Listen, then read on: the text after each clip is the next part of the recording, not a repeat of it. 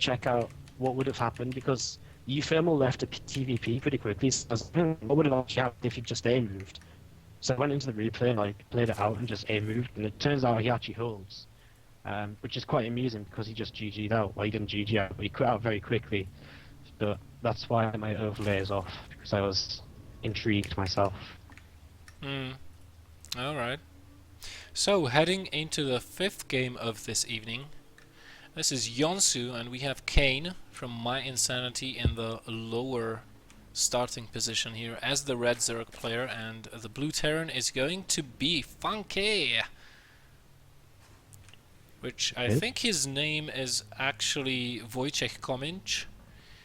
I hope I pronounced that correctly in Polish. If there are any Polish fans watching, then I'll just say dobry wieczór. You've lost me, man. But you don't speak Polish, man. You never had a Polish girlfriend, unlike me. I used to date a girl from Krakow, so naturally I had to learn some Polish words, because body language only gets you so far. It's true, man. I mean, you gotta talk to the girl. I guess so. Yeah, I actually got to know her whole family and co-students and stuff during those years, so it was quite fun. Krakow is, by the way, one of the most beautiful cities in Europe, in my opinion. I don't know if you've ever been there, but if you can take the time during traveling, guys, if you like to travel, stop by Krakow. The center is just amazing, really old architecture. And you know, there is this old Jewish borough in the city where the movie, or part of the movie, Schindler's List was actually shot. So we can visit those locales as well. It's quite, it's got atmosphere, man. Nice one. Maybe someday. Maybe someday, when we actually make money off esports. Kidding, that's not going to happen. Big laugh coming out of Wardy. Nice joke, man. I know, I'm funny like that. That was pretty funny, I have to say.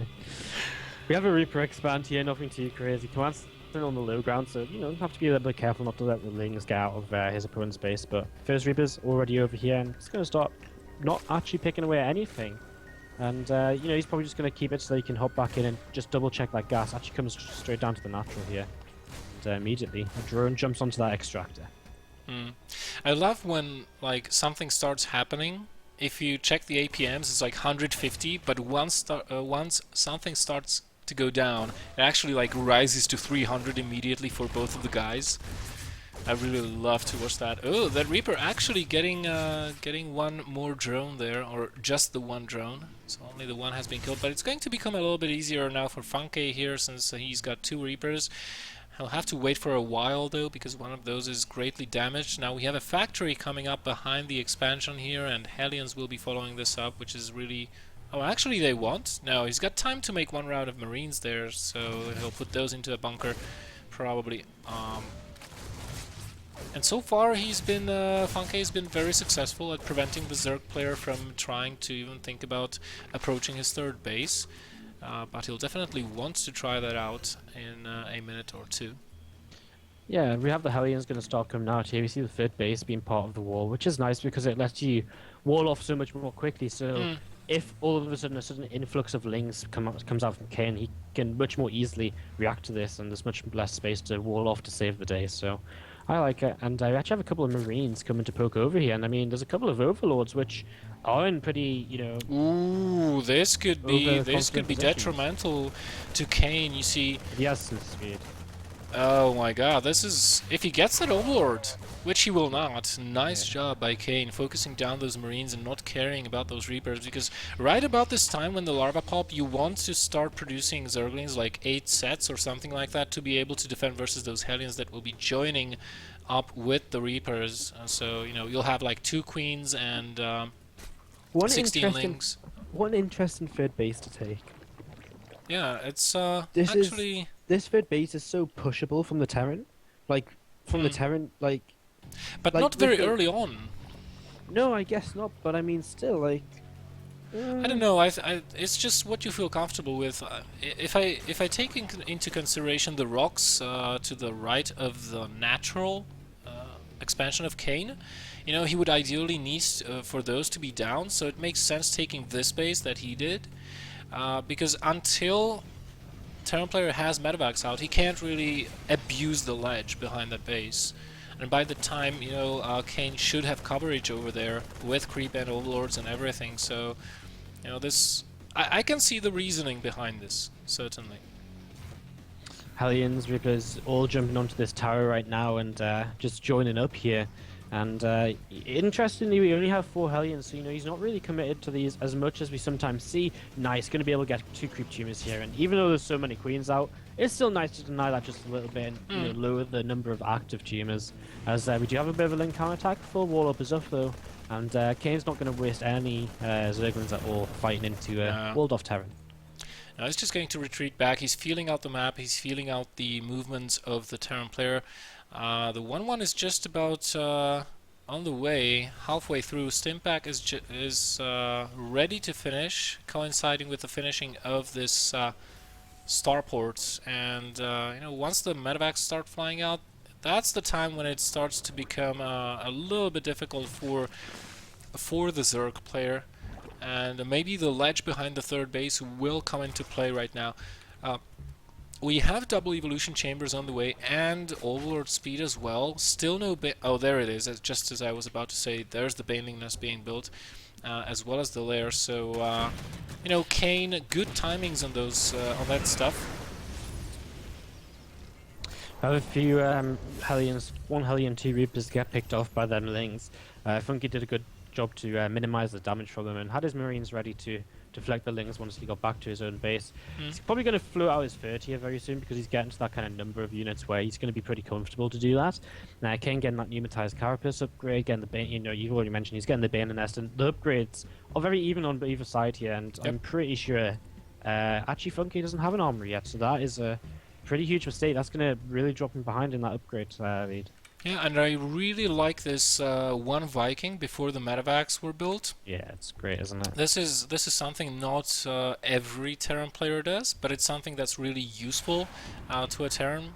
But you know, at the same time, Kane is so smart. I mean, he did get the overlord speed, so this is only just 1 Viking. If he can lure the Viking into the range of these queens, he knows it's just 1 Viking. If he can take that down, which, unfortunately, on he the will right, not on the be right-hand side of the map, though, we have some Marines coming over here, and they actually pick off an overload over to the right-hand side. Now, of course, Lings and Banelings, they're very fast, especially with the creeps, so he gets it quite quickly, but he will lose some creep. He did lose an overlord, and, you know, he was maybe a little bit far over that way by that single Viking. At least his attention was focused over there.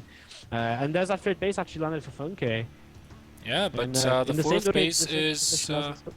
fourth base is finishing up for Kane as well, and so far Funkay has not been able to inflict any damage whatsoever on Kane.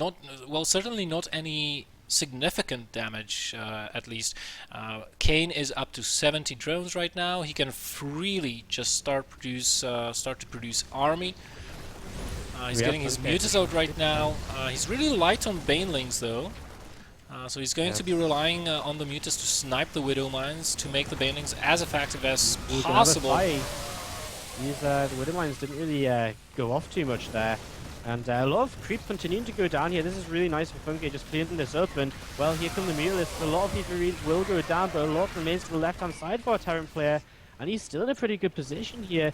Now realizing he has to stop he can't overcommit too much. And I love Kane's map control because Funky just can't drop because there's so many Zerglings on the map just watching to see, you know, if any drops come out. So that's really nice. We do see this Viking still flying around. You know, and the muta count is steadily on the rise. So, you know, ideally as a Zerg player, when you're doing this composition, I believe you want to get up to like 20, 24 Mutalisks to be able to basically one-shot anything, including turrets, and that makes the Mutas able to harass even more.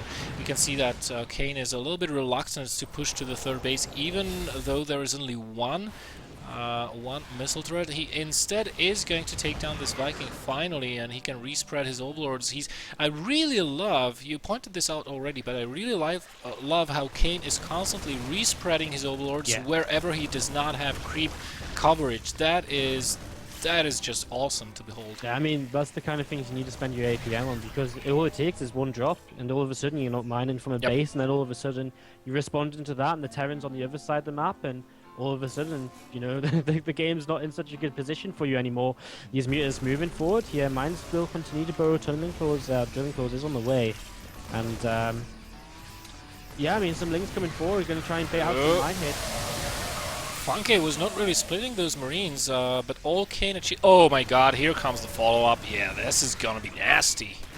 Yeah, this is not good at all for funkay. He does not have the units he really needs to fight here, and his reinforcements are desperately actually trying to take down the rocks so that he can survive a little bit longer.